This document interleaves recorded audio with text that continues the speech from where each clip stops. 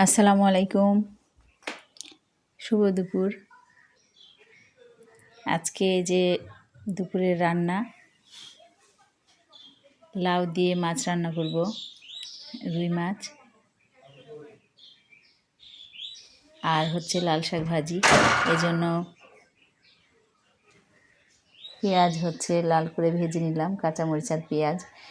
এবার হচ্ছে আদা রসুন বাটা, হলুদ গুঁড়া, মরিচ গুঁড়া, লবণ সব কিছু দিয়ে ভালোভাবে মশলাটা কষিয়ে নিয়ে লাউ পরিষ্কার করে কেটে রেখেছি। এবার লাউটা ভালোভাবে কষিয়ে নেব।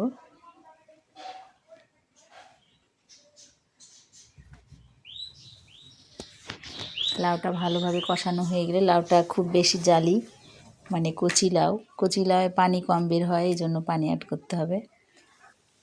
আর একটু বেশি বড় মানে হলে ওটা পানি বেশি বের হয়, আর কচি লাউয়ে কিন্তু কম পানি বের হয়। খুবই বেশি এটা কচি ছিল। এই যে লাউ কষানোটা আমার প্রায় হয়ে এসছে। এবার হচ্ছে পানি অ্যাড করব। পানিটা আবার ঝোলটা ফুটে গেলে তারপরে হচ্ছে মাছটা দিয়ে দেব।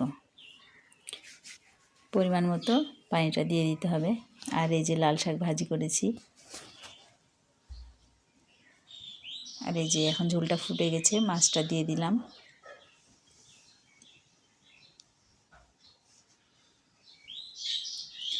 প্রথমবার লাউ দিয়ে এই ছোট রুই মাছ রান্না করছি।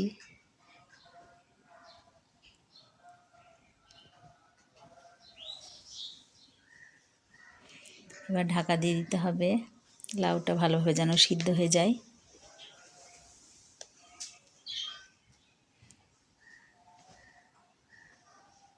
এভাবে আমি একবার মাছটা উল্টে দিলাম। কিছুক্ষণ সেদ্ধ হওয়ার পর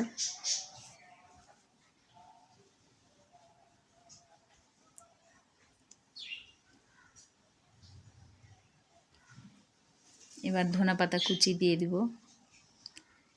আমাদের ধনিয়া পাতা কুচি, ধনিয়া পাতা অনেক পছন্দ, সব তরকারিতেই দিই। স্বাদটা অনেক সুন্দর হয়, ফ্লেভারটা অনেক ভালো লাগে ধনিয়া পাতার।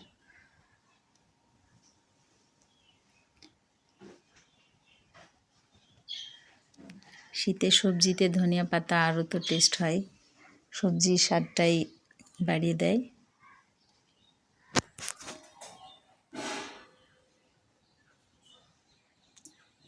এই যে পাশাপাশি একটু ছাদে নিয়ে গেলাম, এই যে আমার ছাদ বাগানে আমি প্রায় দিনই দিই, মর্নিংয়ে অথবা নাইটে দিয়ে দিই যে কোনো ফুলের ছবি। এদিকে আমি একটা হচ্ছে আমার অনেক সুন্দর একটা পুঁই শাকের গাছ হয়েছে, ওটা দেখাবো, এই জন্য এগুলো হালকা একটু নিয়ে নিলাম ভিডিওতে।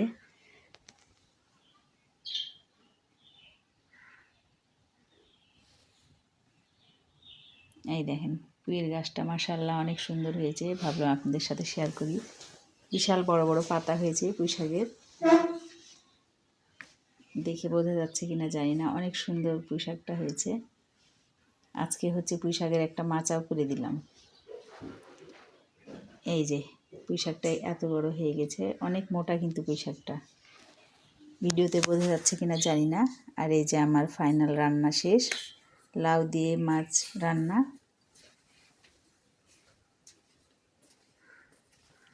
আল্লাহ হাফেজ।